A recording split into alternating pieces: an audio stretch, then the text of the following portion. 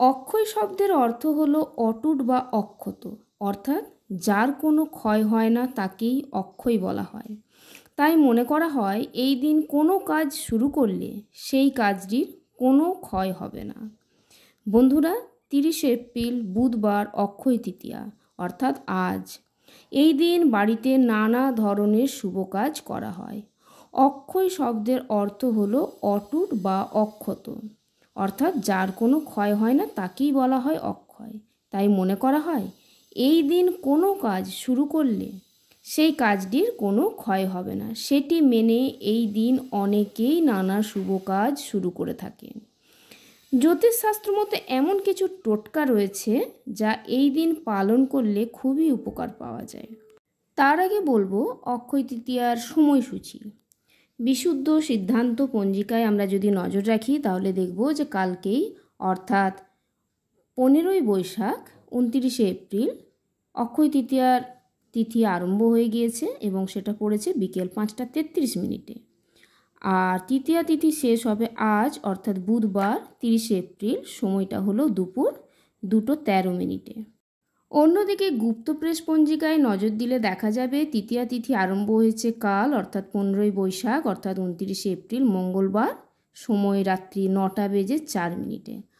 আর তৃতীয়া তিথি শেষ হবে আজ অর্থাৎ 16ই বৈশাখ 30শে এপ্রিল বুধবার, সময়টা হবে সন্ধ্যা 6টা 10 মিনিটে।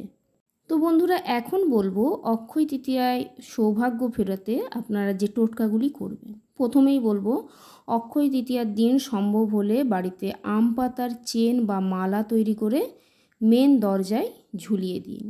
এই কাজটা আপনাকে করতে হবে সকালে স্নান করার পর। বাড়ির প্রধান দরজায় ঝোলাতে পারেন, সম্ভব হলে বাড়ির প্রত্যেকটা দরজাতেও আপনারা ঝুলাতে পারেন, খুবই ভালো ফল পাবেন।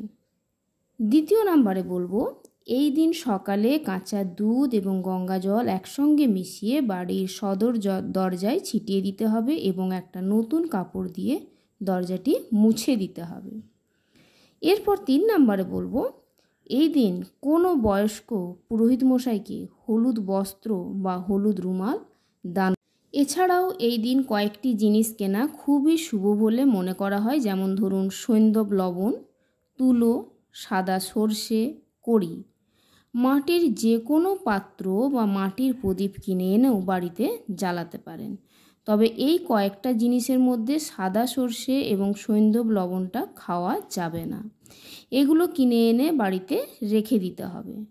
এরপরে বলবো এই দিন সম্ভব হলে রান্নাঘরের জন্য কেশর এবং হলুদের গাঁট, বেসন এবং ছোলার ডাল কিনে আনতে পারেন।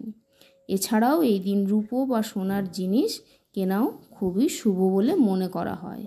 এছাড়াও বিবাহিত মহিলারা সিঁথির সিঁদুর অক্ষয় রাখতে বিবাহিত মহিলারা এই দিন 5 জন বিবাহিত মহিলাকে আলতা এবং সিঁদুর দান করতে পারেন।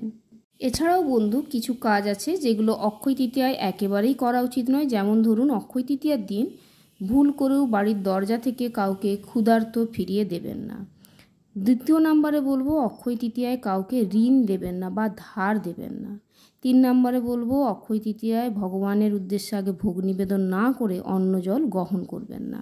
4 নাম্বারে বলবো অক্ষয় তৃতীয়ায় কাউকে কোনো বাজে কথা বা কটু কথা বলবেন না। 5 নাম্বারে বলবো অক্ষয় তৃতীয়ার দিন অবশ্যই নিরামিষ খাবার গ্রহণ করুন, আমিষ একেবারেই খাওয়া যাবে না। তো বন্ধুরা, এই ছিল আমার আজকের ভিডিও। অক্ষয় তৃতীয়া আপনাদের জীবনে সুখ, শান্তি ও সমৃদ্ধি বয়ে নিয়ে আসুক। সবাই ভালো থাকুন, সুস্থ থাকুন, সাবধানে থাকুন।